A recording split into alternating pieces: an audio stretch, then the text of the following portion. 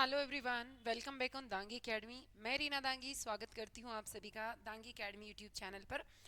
तो हम यहाँ पर आज जानने वाले हैं बीसीई सीई 2025 यानी कि बिहार की मोपअप राउंड की काउंसलिंग के बारे में कि कैसे करवानी है आपको, और इसके साथ साथ आपका एडमिशन कैसे होगा, उस प्रोसेस पूरी की पूरी प्रोसेस को हम जानने वाले हैं। तो देखो, सबसे ज़्यादा जो बच्चे ध्यान नहीं देते ना, अधिकतर स्टेट की काउंसलिंग में, सिर्फ बिहार की नहीं बोल रही मैं, सभी स्टेट की काउंसलिंग, सॉरी। तो यहाँ पर क्या होगा कि हम लोग देख लेते हैं, हाँ, हमारे अच्छे मार्क्स आए, फिर हम ध्यान ही नहीं देते। अब क्या हो रहा है, बहुत सारे स्टेट्स में काउंसलिंग होती है ऑनलाइन, बच्चों को कहीं जाना ही नहीं पड़ता, साइबर कैफे जाओ, सारा काम हो गया। तो बस सबसे बड़ी जो गलती आप लोग करते हैं ये यहीं पे करते हैं। जब रजिस्ट्रेशन होते हैं, बच्चे रजिस्ट्रेशन नहीं करवाते। फिर कई बार ऐसा होता है कि सेकेंड राउंड थर्ड राउंड जब भी होता है तो रजिस्ट्रेशन ओपन नहीं होता।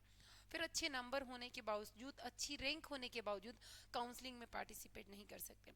तो इतनी जो हम मेहनत करते हैं ना साल भर, उस पर पानी फिर जाता, तो वो नहीं करना है।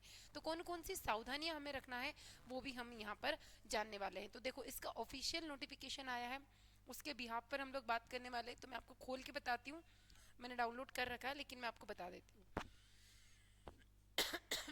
देखो, ये जो साइट है बीसीईसी, जैसे आप टाइप करोगे तो वहाँ पे फर्स्ट नंबर की साइट आ जाएगी, बिहार कॉम्बिनेंट एंट्रेंस एग्जाम। ऐसा कुछ इंटरफेस आपके सामने आ जाएगा। अब आप क्या करेंगे, यहाँ साइड में जाएंगे। अगर ये कुछ इस टाइप से खुलेगा पहले स्टार्टिंग से, तो उसको स्क्रॉल डाउन कीजिएगा। 11 नंबर आप देखिएगा, 11 नंबर यहाँ पे लिखा है notice for schedule of offline mop-up round counselling. क्योंकि ऑफलाइन है, ऑनलाइन नहीं है। ये गलती नहीं करना है कि आप डेट के लिए बैठे रहे, यहाँ पे जो डेट यहाँ पे दी हुई है उस डेट को मुझे तो ऑनलाइन पे मेरा रिजल्ट आ जाएगा। तो सबसे बड़ी गलती है ये, आपको ऑफलाइन काउंसलिंग करवानी है। तो उसके लिए अब आप क्या करेंगे, जो 11 नंबर का है इस पर क्लिक करेंगे तो हमारे सामने यहाँ पे डाउनलोड हो जाएगा। जो भी आपके पास कंप्यूटर लैपटॉप पीसी जो भी, आप उसमें डाउनलोड कर लेना। ये डाउनलोड हो गया है, इसको खोल के मैं बताती हूँ। सारी चीज़ें बहुत अच्छे से क्लियर मेंशन की हुई है। देखो, ये बिहार संयुक्त प्रवेश परीक्षा दिया हुआ है पूरा का पूरा। इसको अच्छे से रीड करेंगे सभी बच्चे। यहाँ पे सरकारी क्षेत्र के जो फार्मेसी धारा, चिकित्सा धारा के पूर्ण सीटों और कृषि धारा की जितनी भी 50% सीटें हैं उस पर, जो C B A P C M B A P C M B C B A P C M B M C A 2025 में जो भी अभ्यर्थी हैं उनकी अब यहाँ पर काउंसलिंग होना है, सीट इनको मिल जानी है। तो यहाँ पर अब क्या इंपॉर्टेंट है भाई, इंपॉर्टेंट की चीज़ों के बारे में हम ध्यान रखते हैं। तो सबसे पहले आपको क्या ध्यान देना है यहाँ पर, इससे संबंधित कब कब आ गया था, ये कल ही आ गया था, 4 तारीख को ही आ गया था। अब इसके बारे में जो ब्यौरा दिया गया है, यानी कि आपको जो है यहाँ पर जाना पड़ेगा। कहाँ जाना पड़ेगा, आगे इसको स्क्रॉल डाउन करिए, ये हो रहा है थोड़ा सा, ये एक ही पेज का है, 11 नंबर वाला एक ही पेज का है। इसके अंदर देखो, यहाँ पर आ जाते हैं हम वापस से। यहाँ पर अगर आप देखेंगे तो इसमें डेट दी हुई है। क्या डेट दी हुई है, 25/10, 25/10, 25 से 31/10 तक की अवधि में मोपअप काउंसलिंग करनी होगी। कब, 25/10 से, है ना, 25 तारीख से। तो याद रखेंगे ये काउंसलिंग कैसी है भाई, ऑफलाइन काउंसलिंग है। अब इसके बारे में जो काउंसलिंग होगी उसके बारे में वेबसाइट पर पूरा डाटा जो है वो उपलब्ध करवा दिया है। अब कहाँ जाना है आप लोगों को ऑफलाइन काउंसलिंग करवाने के लिए, बिहार के विद्यार्थियों को वो ध्यान रखिए। कहाँ जाना है, यहाँ लिखा हुआ है प्रकाशित किए गए कार्यक्रम के अनुसार ही काउंसलिंग हेतु परिषद कार्यालय में आईए संघ भवन पटना हवाई अड्डे के पास में पटना 14 में उपस्थित होंगे। यानी आपकी जो काउंसलिंग है यहाँ से होगी। अगर आप नहीं जाएंगे तो फिर आप पार्टिसिपेट नहीं कर पाएंगे। इसके बाद जितनी भी सीटें यहाँ पर खाली है उनको काउंसलिंग में डाला गया है, और जो भी सीटें रहेंगी इसी के अकॉर्डिंग यहाँ पर भरी जाएगी। सारा डाटा जो है वो इस साइट्स पे उपलब्ध है। तो इसके थ्रू भी हम यहाँ पर जान सकते हैं सारी डिटेल्स को। आप खुद भी इसको खोल कर देख लीजिएगा तो आपको सारी चीज़ें खुद ब खुद पता चल जाएगी। अगर आपके कोई भी डाउट है तो आप मुझे कमेंट कर सकते हैं, मैं कोशिश करूंगी आप लोगों की हेल्प करने की। ठीक है, बताइएगा अगर ऐसा लग रहा है कोई भी। अब इसमें क्या है, पूरा का पूरा जो है एडवर्टीजमेंट आ चुका है। कहाँ पर आ चुका है एडवर्टीजमेंट, मतलब कि जो रोल नंबर है, कौन से बच्चों को कब जाना है, इसका भी एडवर्टीजमेंट आ चुका है। वो भी मैं आपको खोल के बता देती हूँ।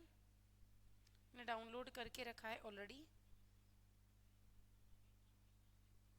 चलिए मैं इसको भी बता देती हूँ आपको।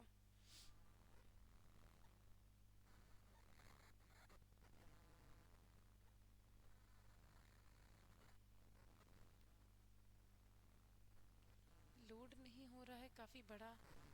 फिर से एक बार इसको खोल के चलते हैं हम लोग।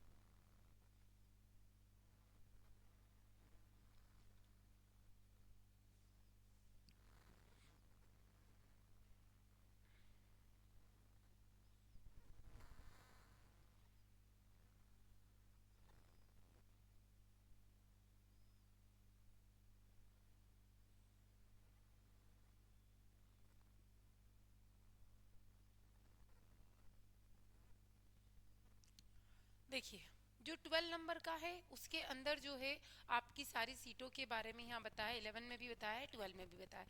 11 में भी वही चीज़ है, उसको मर्ज करके दिया है। 25/10 से 31/10 तक की अवधि में ये होना है। उम्मीदवारों को कहाँ जाना है, फिर से बता रही हूँ मैं, पटना हवाई अड्डा के निकट पटना 14 में जाना। अब यहाँ पर देखो, आपके जो रोल नंबर्स हैं वो सारे के सारे रोल नंबर जो हैं अवेलेबल्स हैं। यानी कि डेट और टाइम दिए, 13/11 से 10 बजे से आपको जाना है। कैटेगरी यहाँ पर DQ दिए। अब कुछ कुछ बच्चों के क्या है, दो दो कैटेगरी में आ रहे हैं, तो जो पहली वाली डेट दी है ना उस दिन आपको वहां पर अवेलेबल होना है ना, उस दिन। दूसरा देखो, फिर से यहाँ पे दिए कैटेगरी SMQ। अब इसमें आप लोग क्या करेंगे बेटा, अपना रोल नंबर जो है वो चेक कर लीजिएगा। रोल नंबर जिस दिन दिया है, मेरिट दी हुई है, और अनरिजर्व कैटेगरी का भी 13 का डेट और टाइम दिया है, तो अब अपना रोल नंबर यहाँ पे चेक कर लेंगे सारे बच्चे, और इस दिन यहाँ पर चले जाएंगे सभी। सारी कैटेगरी के वाइज दिया है, तो आप अपना रोल नंबर आपको खुद ही ढूंढना है। इसके बाद में टाइम पूरा दिया हुआ है, date and time for interview, सारी चीज़ें यहाँ पर दी हुई हैं। देखो, PCM PCB PCMB ये जॉइंट ग्रुप के लिए यहाँ पर सारे ग्रुप दिए हैं, NRI वालों के लिए भी 14/11 को। तो आप ऐसा मत समझना कि सभी बच्चों को 13 तारीख को जाना, नहीं। अपना रोल नंबर चेक करेंगे, अगर मान लो किसी का 13 को भी आ रहा है सेम और 14 को भी आ रहा है, तो आप 13 को जाइएगा। अगर कुछ प्रॉब्लम होती है तो आपके पास ऑप्शन अवेलेबल है, ठीक है, इसलिए आप 13 को ही जाइएगा। तो जो भी क्लैरिफाई होना होगा उस दिन हो जाएगा। लगभग 16 पेज की सीट है, इसमें ये सारे के सारे रोल नंबर दिए हैं। 13 तारीख को भी जाना है आपको और 14 तारीख को भी जाना है, ठीक है। तो आप 11 नंबर को खोलेंगे तो आपके पास सिर्फ नोटिफिकेशन आएगा, 12 नंबर में नोटिफिकेशन भी आ जाएगा, साथ साथ में रोल नंबर्स भी आ जाएंगे, ठीक है। क्या आ जाएंगे, रोल नंबर्स भी आ जाएंगे। टोटल 16 पेज का है ये। कितने पेज का है, 16 पेज का है। तो आप अपना रोल नंबर आराम से इसमें सर्च कर लीजिएगा, ठीक है। अब ये ध्यान रखना है कि जिस स्थिति में प्रत्येक दिन काउंसलिंग के बाद वेबसाइट पर अपडेट किया जाएगा, जब काउंसलिंग खत्म हो जाएगी शाम को तो उसके बाद अपडेट मिल जाएगा कि कितने सीटें हैं, कितने बच्चों ने भाग लिया है, नेक्स्ट दिन के लिए क्या है। और यहाँ पर ये बताया कि निर्धारित काउंसलिंग के आधार पर ही सीट आवंटन प्रक्रिया पूरी नहीं हो सकेगी, तो उसे फिर अगले दिन पूरा करने के लिए अभ्यर्थियों को रुकना होगा। इसीलिए मैं आपको बोल रही हूँ कि अगर उस दिन पूरा नहीं हुई तो आपको वहीं रुकना पड़ेगा। हो सकता है बहुत ज़्यादा भीड़ हो, किसी का अपडेट नहीं हो पा रहा है, डॉक्यूमेंट वगैरह लोड नहीं हो पा रहा है, तो भले उसको 13 तारीख दिए, लेकिन उसका हो सकता है 14 तारीख को चला जाए, 15 को चला जाए, तो आपको वहीं रुकना पड़ेगा।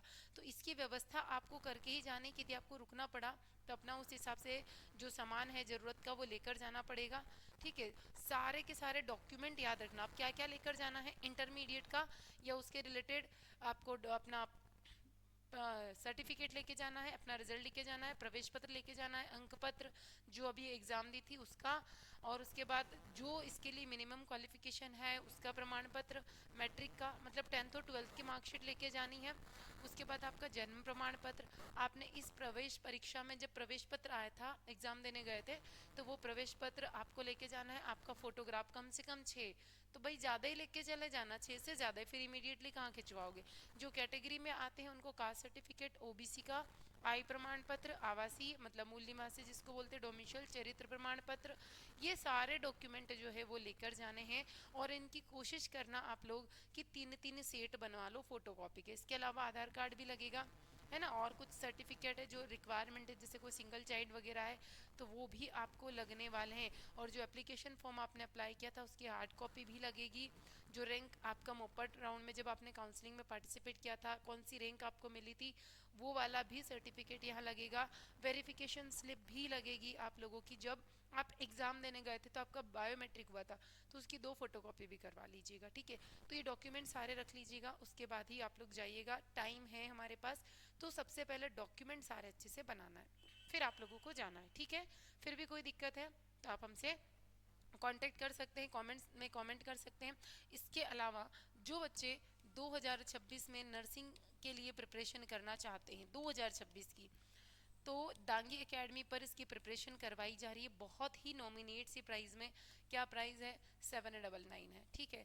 तो इसके लिए आपको करना क्या है बच्चों, आपको प्ले स्टोर पर जाना है और दांगी एकेडमी ऐप को डाउनलोड कर लेना है। क्या करना है? दांगी एकेडमी ऐप को डाउनलोड कर लेना है। वहाँ पर आपको लक्ष्य बेच दिखाई देगा। कौन सा बेच? लक्ष्य बेच। इस लक्ष्य बेच पर क्लिक करके आपको ज्वाइन हो जाना है, ठीक है। ऑप्शन सारे अवेलेबल है वहाँ पर, और या पर टैबलेट में, मोबाइल में, कंप्यूटर में, सभी में इसको डाउनलोड कर सकते हैं। यहाँ पर आपको सारी की सारी लाइव क्लासेस मिलेगी, सब्जेक्ट्स वाइज मिलेगी, हिंदी मीडियम इंग्लिश मीडियम के अकॉर्डिंग मिल जाएगी। इसके साथ साथ आपको नोट्स भी मिलेंगे, रिकॉर्डेड क्लासेस मिल जाएंगी, डीपीपी मिल जाएगा। और तो और आपको टेस्ट सीरीज जो है बिल्कुल फ्री ऑफ कॉस्ट है। आने वाले पेपर्स को हम लोग सॉल्व करवाते हैं। इसके साथ साथ पेपर्स के साथ साथ आप लोगों को यहाँ पर जो है एमसीक्यूज और प्रीवियस ईयर क्वेश्चंस पेपर भी हम अवेलेबल करवाते हैं। तो थैंक यू फॉर वॉचिंग। मिलेंगे अगले अपडेट के साथ अगले वीडियो में।